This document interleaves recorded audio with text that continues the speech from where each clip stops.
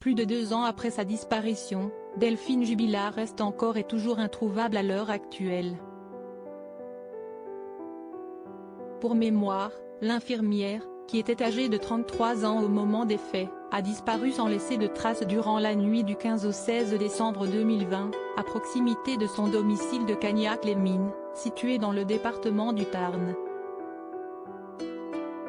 Une enquête fut ouverte, et la police a commencé à soupçonner le mari de Delphine Jubilard d'être impliqué dans sa soudaine disparition.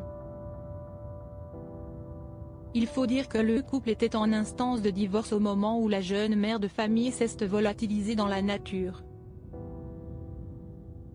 Devenu le suspect numéro 1 dans cette affaire aux yeux des enquêteurs, Cédric Jubilard a été mis en examen pour homicide volontaire sur conjoint, puis placé en détention provisoire le 18 juin 2021.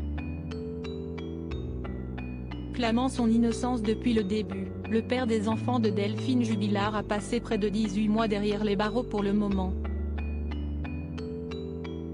Durant ce laps de temps, l'artisan a déposé plusieurs demandes de remise en liberté par l'intermédiaire de ses avocats, qui ont toutes été rejetées par la justice.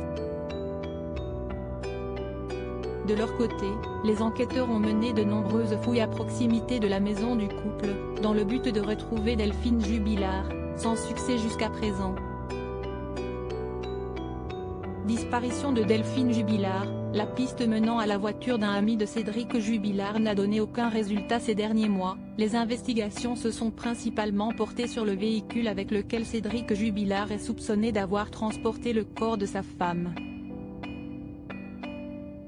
Selon les informations dévoilées par Le Parisien mardi 21 février 2023, l'expertise ADN réalisée sur des poils humains, repérés dans une Peugeot 306 blanche, n'a fourni aucun résultat probant. Pour rappel, ce véhicule appartient à un ami de Cédric Jubilard, qui réside lui aussi à Cagnac-les-Mines.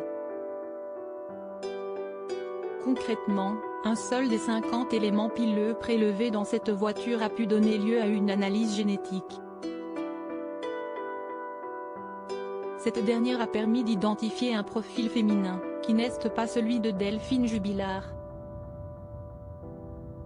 En ce qui concerne les autres poils retrouvés dans le véhicule, ils n'étaient pas exploitables en raison d'une quantité insuffisante d'ADN. Pour l'instant, Cédric Jubilard reste présumé innocent des faits qui lui sont reprochés.